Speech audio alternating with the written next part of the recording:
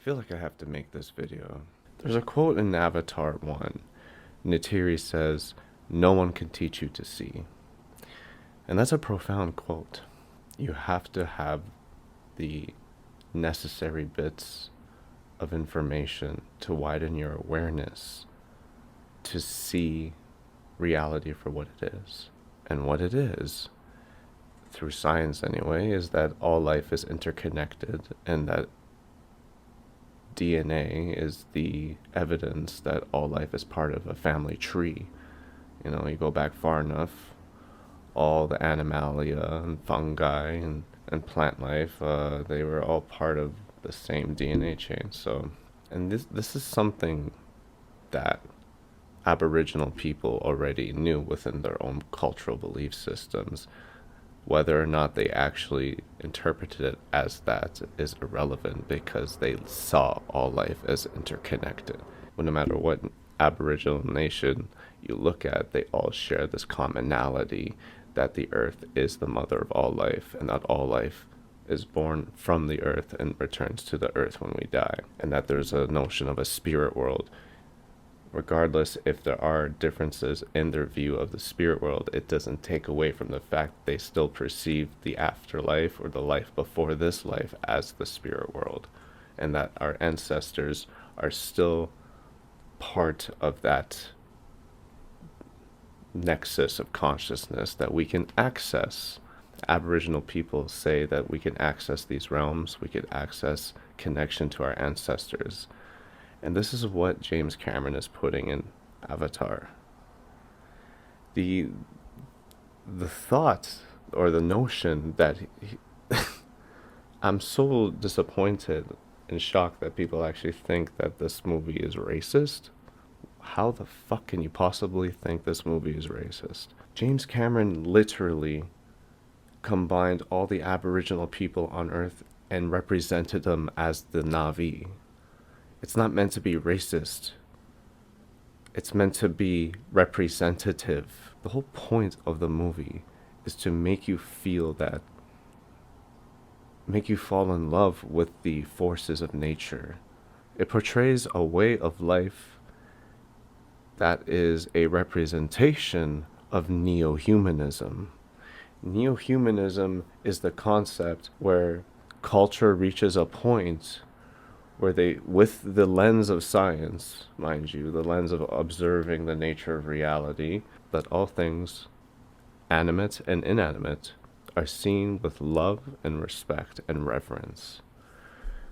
Meaning that the universe itself is us, and we become self-aware that we are the universe, and therefore we will protect life. We will protect the biosphere, the natural world. That's the whole point of these movies. The scenes where the kids are swimming in the water, it gives us this bittersweet realization that the beauty of the world is gonna go. See, the magic that is life itself will die if we don't do something about it. And this is not an environmentalist message. This is a plea to our species to transcend the structures of society that govern our species. Why is the world in the hands of a bunch of greedy, self-righteous, self-deluded morons? Humanity doesn't require these structures of governance. We don't need countries, we don't need economies, we don't need any of the shit. Let humans just live on the land that they're living on and let them cultivate their resources.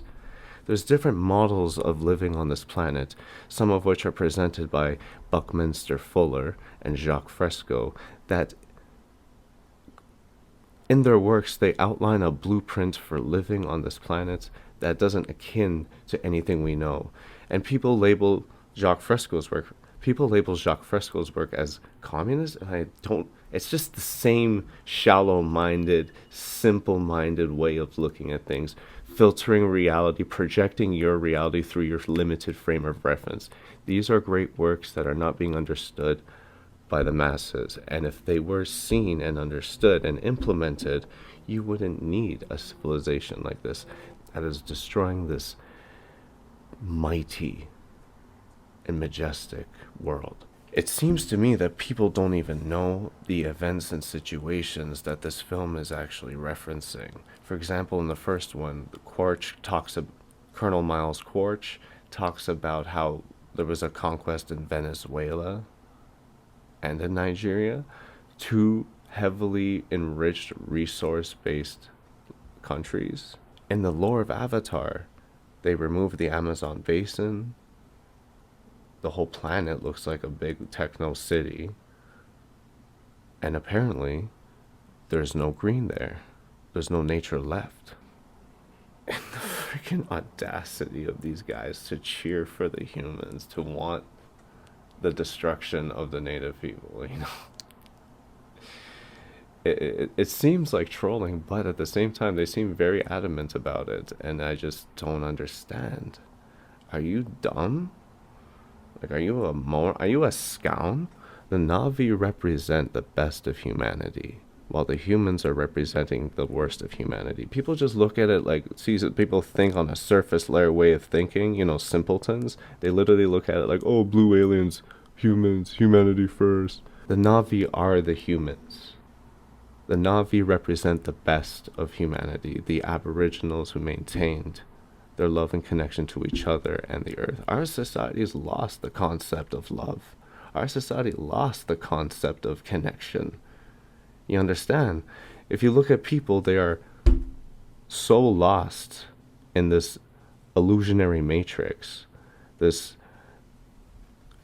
collection of social stratification and the structure of societies in general, that they don't know who the fuck they are anymore. Humans are lost. You understand? And then because we are lost, our civilizations are reflecting on that on a mass scale. And it just seems to be like a cancer that diverged from the natural world and is now self-replicating and consuming the rest of the planet, basically, and destroying it in the process like a cancer. Literally like a cancer. Just look at the images from the Earth and space. You'll see it. Clusters connected by arteries, just like a cancer. The irony of it all is that we are forced to use these same devices that are made from resource exploitation and destruction of the planet to convey the message. And I do understand the irony in that, but what the fuck do you want us to do? What other option do we have? The whole irony of a billionaire from the corporate capitalistic empire making a movie about anti-capitalism and so-called environmentalism. But what other choice does he have? How else is he supposed to convey the message? To create this type of lucid dream of a movie, and that's what it is, by the way. It's a lucid dream of a movie. This is not a normal experience when you watch this. This is like a simulation of what life could have been and what it still could be. How else are you going to create something like that? What he's done, he's basically created an alternate version of the Earth. And it's like another dimension where humans are living as we could have been on this planet, and then our version of society is invading them and trying to convert their planet into the same shit. It's just like when the Pilgrims were escaping the European Empire to start a new world and a new life, they ended up bringing that old world with them. Instead of escaping from the old world, they just brought it with them. The whole notion of empires and everything, and these corporatocracies, which is basically a modernized version of an empire. You know, like, why? Why do we give these people these power? Why do we allow this? You know, and it's people like this is what people don't understand. This is not a white savior movie. This is literally someone who said, "Hey, I see how my society is destroying everything, and I see how these people are basically what we could have been. But there's no way to convince the humans. Only a few humans understand, just like only a few people understand the depthness of this movie, while the rest just see it as, oh, blue face, oh, blue people. You know, it's so funny to me, the irony of it all, when you try to say it's a simplest movie, but hey, did you ever consider that your frame of reference is so lacking that you're the simplest not understanding it? That's not feeling it. The ability to feel is the whole idea here. He's trying to awaken your sensation to the beauty of life. The ability to feel is something that's lacking, and I'm not talking about impulsive feeling. The gut.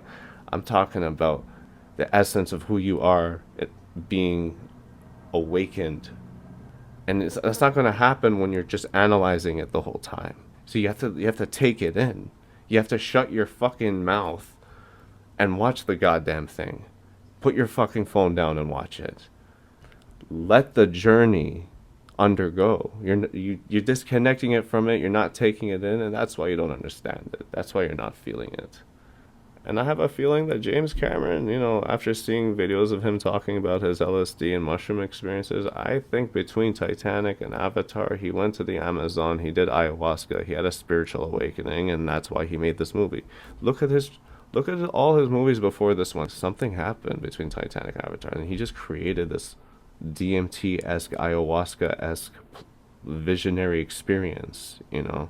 And that's ironic considering one of the deleted scenes was Jake basically having an ayahuasca session. But, people just don't understand because they don't feel. And it's just like what Moat said. You can't fill a cup which is already full.